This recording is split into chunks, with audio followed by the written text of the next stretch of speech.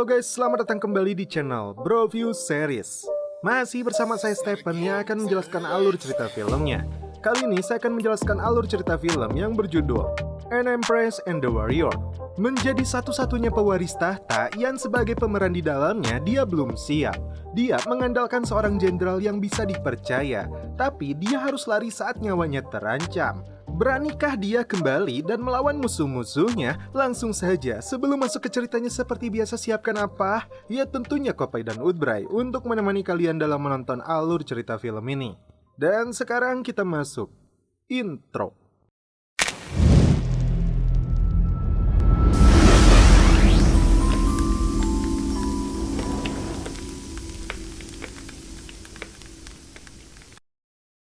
Di awal film, aktor utama Donnie Yen kali ini berperan sebagai seorang jenderal bernama Mu Yong-shuhu. Sejak kecil dia sudah menjadi anak yatim piatu. Sejak saat itu, Raja Yan mendidik dan melatihnya hingga dia diangkat menjadi seorang jenderal. Saat sedang berada di aula pedang, muncul putri kerajaan ini yang bernama Yen Feier. Koleksi pedang ini menjadi saksi bisu kerajaan Yan dilahirkan dari darah prajuritnya yang hebat. Esok hari, mereka akan kembali terjun ke medan perang. Feier meminta secara khusus kepada Mu Yong untuk menjaga Baginda. Peperangan yang berlangsung sengit itu menimbulkan banyak korban. Meskipun seorang putri raja, Feier tidak risih untuk menemui prajuritnya yang terluka. Dia akan menyampaikan pesan terakhir kepada keluarga mereka yang gugur di medan perang. Sementara itu, Raja Yan yang sedang memimpin pasukan terkena tembakan panah di bagian bahunya. Mu Yong dan para pengawal langsung membawa raja kembali ke tenda. Karena luka yang sangat parah, Baginda menyerahkan puncak pimpinan pasukan kepada Jenderal Mu Yong. Huba yang mempunyai ikatan darah dengan raja terkejut dengan keputusan ini. Mu Yong ditugaskan untuk mengalahkan pasukan Zhao. Musuh yang jauh lebih berat pun pernah dipaksa mundur oleh pasukan pimpinan Mu Yong. Yang dia takutkan musuh yang berasal dari dalam. Mu Yong meminta Feier untuk menjaga Yang Mulia. Feier tidak bisa membendung kesedihan saat mengetahui ayahnya terluka parah. Dan raja menyuruhnya memberikan pedang burung swallow kepada Mu Yong. Di medan peperangan, Mu Yong berhasil memukul mundur pasukan Zhao.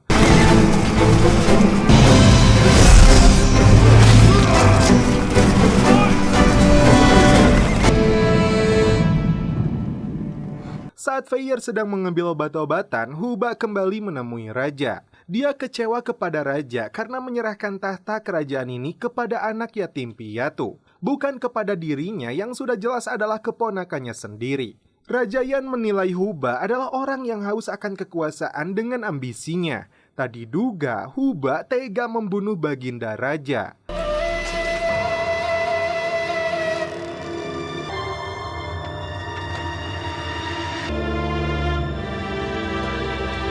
Feier yang datang membawakan obat terkejut ketika ayahnya telah meninggal. Hari itu mereka berkumpul di aula pedang untuk memberi penghormatan terakhir kepada mendiang raja. Menteri Teng menyampaikan mandat terakhir yang mulia. Jenderal Mu Yong akan menggantikan posisinya memimpin kerajaan Yan. Tentu saja Huba dan komplotannya tidak setuju. Diao Erbao bahkan menyebut Mu Yong seorang anak yatim piatu haram yang tidak layak memimpin mereka semua. Feier kemudian berbicara. Sebelum meninggal, ayahnya memberikan pedang burung swallow kepadanya. Belum tuntas ucapannya, Mu Yong langsung menyela bahwa Yang Mulia berharap Tuan Putri bisa menggantikan posisinya. Dia dan para pengikutnya langsung bersujud. Mu Yong yakin Tuan Putri bisa mempersatukan mereka semua. Huba dan para pengikutnya menolak karena seorang wanita dianggap lemah untuk memimpin kerajaan. Mu Yong langsung mengeluarkan pedang untuk menjaga mulutnya. Meskipun belum pernah memerintah pasukan, tapi darah raja menggebu dalam dirinya.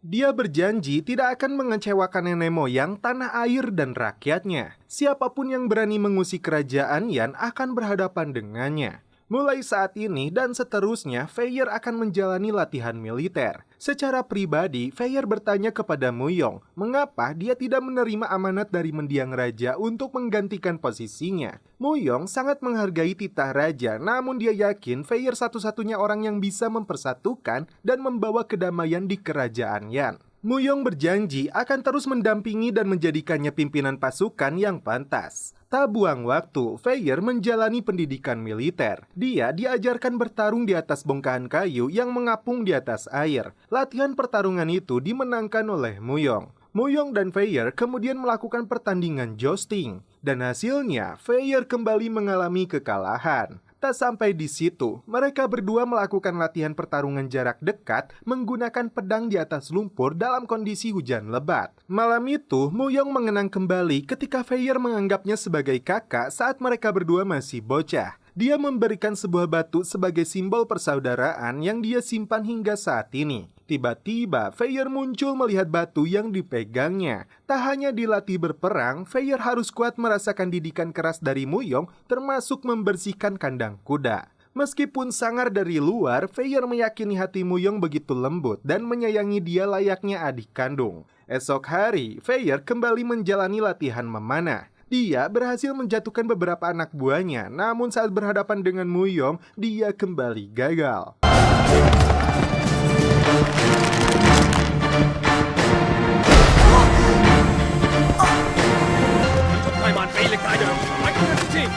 Huba yang masih haus tahta kekuasaan melakukan langkah keji dengan menyuruh pembunuh bayaran untuk menghabisi Feier dan mengkambing hitamkan Muyong. Saat Feier sedang memandikan kudanya, inilah yang terjadi.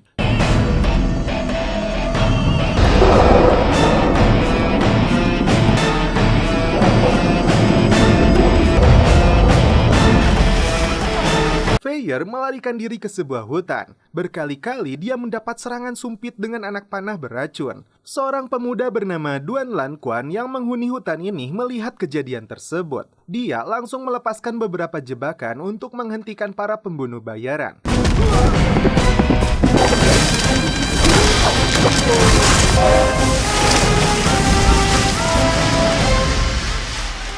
Feier terkena anak panah beracun di punggungnya hingga dia tidak sadarkan diri. Quan langsung membawa Feier ke gubuknya untuk memberikan pengobatan. Di kerajaan Yan, Huba menuduh Muyong yang mengakibatkan Tuan Putri menghilang. Dalam pencariannya, Muyong dan prajurit tidak berhasil menemukan jejak keberadaan Feier. Feier berhasil selamat dari usaha pembunuhan yang dilakukan Huba. Saat siuman, dia melihat berbagai ramuan obat-obatan herbal di sekeliling rumah. Tiba-tiba, Quan datang menggunakan penutup kepala anti lebah membuat Feier terkejut dan hampir menyerangnya. Quan mengaku sebagai tabib. Dia sudah mengeluarkan panah beracun dari dalam tubuh Feier. Feier berniat untuk pergi dari sini, namun karena tubuhnya masih lemah, dia kembali ambruk. Setidaknya dia harus beristirahat selama 3 hari sampai racun itu benar-benar keluar dari dalam tubuhnya. Dia tidak memberitahu kepada Quan bahwa dirinya adalah seorang putri dari kerajaan Yan. Muyong menemukan sebuah panah beracun menusuk di batang pohon. Feier tidak mau mengganti perban dan akibatnya dia merasakan gatal-gatal di punggungnya. Melihat hal itu, Quan hanya tersenyum. Feier tidak sanggup lagi dan meminta Quan untuk mengganti perbannya. Di kerajaan Yan, Huba menganggap Tuan Putri turun tahta karena hilang dari kerajaan. Menteri Teng tidak setuju, situasi kerajaan menjadi kacau. Feier mulai menikmati hari-harinya. Dia diajak Quan untuk memanen madu lebah. Dan tiba-tiba... 呢個蜂蜜加埋我草藥，對於療傷試下。新鮮蜂蜜真係好食啊！急唔急喎？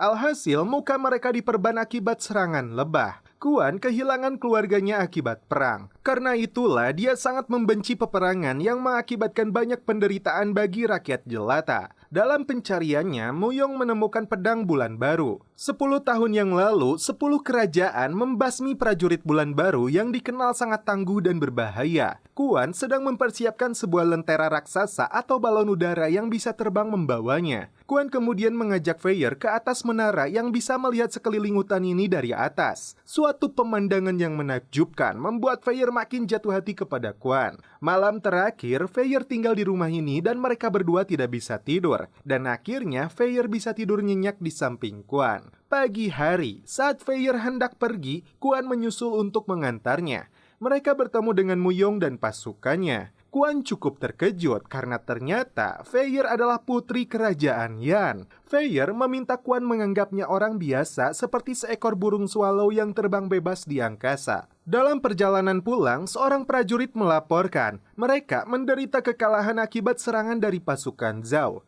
Menteri Teng melaporkan kekalahan mereka karena Huba tidak mau mengerahkan pasukannya kecuali pedang Swallow itu diserahkan kepadanya. Pasukan Zhao diketahui berjumlah 10.000, sedangkan Muyong hanya memiliki 2.000 prajurit. Keesokan harinya, perang besar terjadi.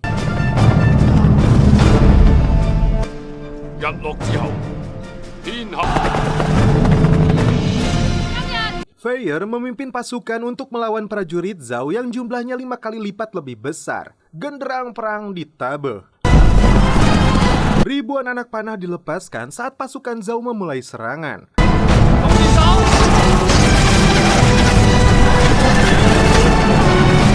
Peperangan ini berlangsung sengit. Zhao begitu percaya diri, perang ini telah dia menangkan.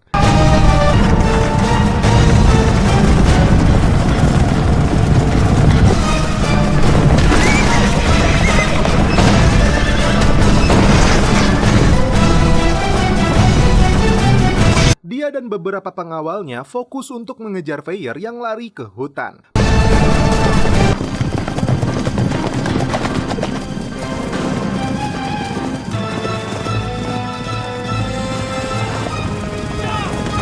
Padahal ini strategi rahasia yang dipersiapkan oleh Muyong untuk menjebaknya.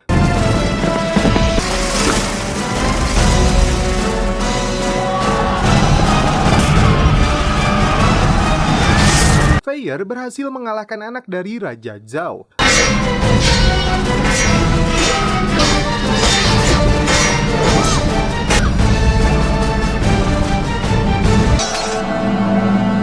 Sedangkan Muyong hampir saja memenggal kepala dari Raja Zhao. Feier langsung mencegahnya. Muyong terkejut kenapa Tuan Putri melakukan itu. Perang yang terjadi di antara dua kerajaan mereka tidak akan pernah selesai jika satu sama lain terus mengobarkan api dendam. Feier ingin menciptakan kedamaian dengan mengampuni Zhao dan membiarkannya pergi. Muyong sangat takjub dengan perubahan sikap dan keputusan Feier.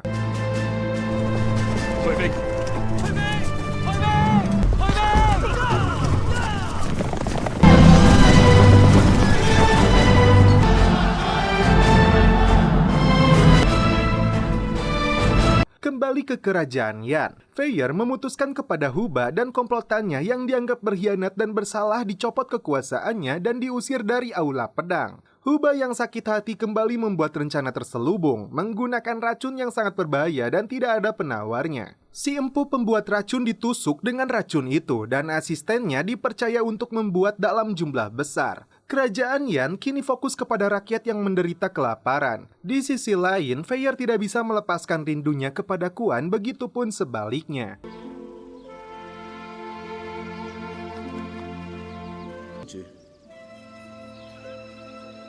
Muyong memberitahu Feier bahwa Kuan seorang prajurit bulan baru yang paling ditakuti semua negara. Mereka tidak pernah kalah dalam perang, karena terancam 10 kerajaan bergabung untuk membasminya. Hanya Kuan yang tersisa. Singkat cerita, Feier memutuskan untuk turun tahta. Muyong dan Teng diangkat untuk bersama-sama memimpin kerajaan Yan. Dia memilih pergi untuk mengejar cintanya. Muyong tidak bisa lagi mencegahnya. Feier datang tepat waktu saat Kuan hendak menerbangkan balon udaranya.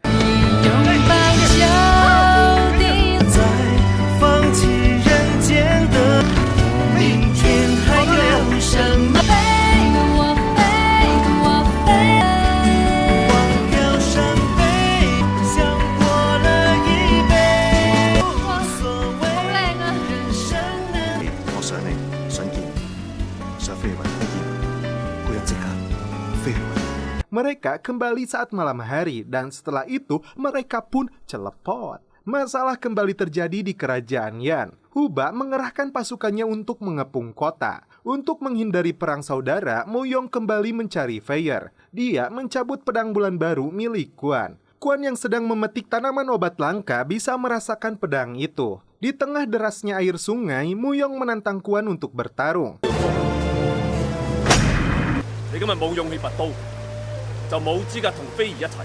Menunjukkan dia layak mendapatkan Feier. Sebuah pertunjukan gaya bertarung yang sangat epik.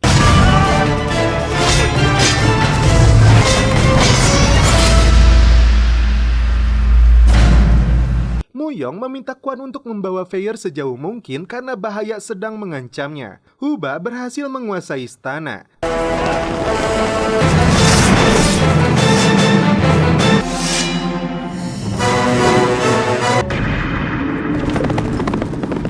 Dan ketika Muyong kembali, pasukan Huba mengepungnya.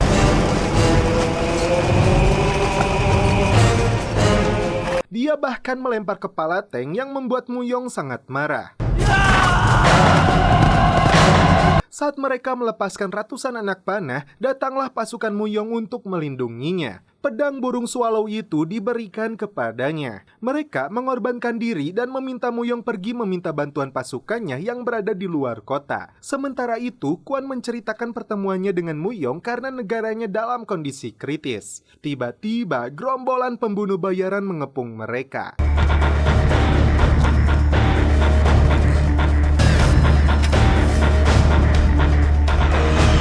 Kwon dan Feier berjibaku melawan serangan mereka yang menggunakan panah beracun yang tidak ada obat penawarnya.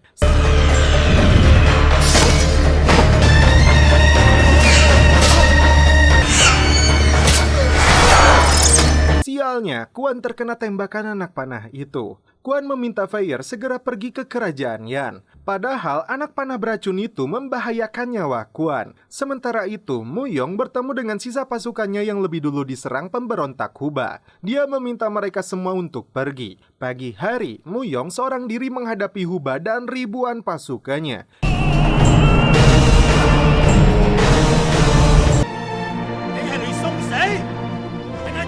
Dia melemparkan pedang swallow dan menantang mereka semua untuk mengambilnya. Muyong membantai mereka semua satu persatu.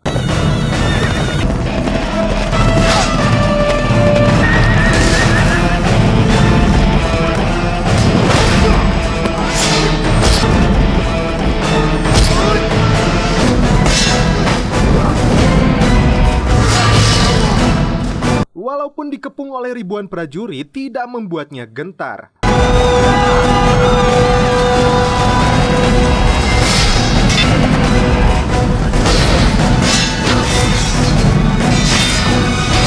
Anak panah dan beberapa tombak yang menusuk di tubuhnya tidak bisa membuatnya tumbang. Muyong terus berjuang hingga titik darah penghabisan.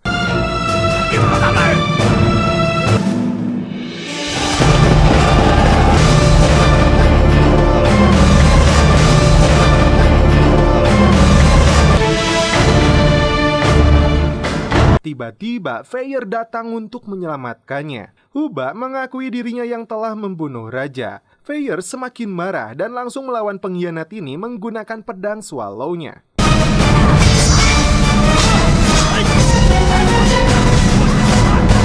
Dalam pertarungan itu, Feier sempat kalah hingga kepalanya diinjak oleh Huba. Tiba-tiba, Feier meraih tombak dan menusuk kepala Huba hingga tewas. Yang menyedihkan, Muyong pun tewas. Begitu juga dengan Kwon yang tidak sanggup bertahan dengan racun ganas itu. Dua orang yang dia sayangi kini pergi meninggalkannya. Sejak saat itu dia kembali memimpin kerajaan Yan dan menciptakan kedamaian dengan 10 kerajaan lainnya. Dan setelah itu film pun berakhir. Oke guys, bagaimana menurut kalian alur cerita film dari An Empress and the Warrior ini?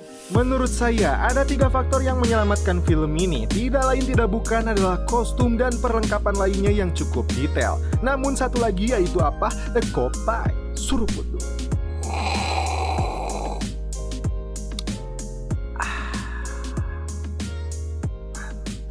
Oke guys, cukup sekian alur cerita film ini. Salam penutup seperti biasa dari kami. Mohon maaf bila ada kata-kata yang kurang berkenan di hati kalian. Mohon dimaafkan ya. Salam perfilman duniawi. Keep enjoy.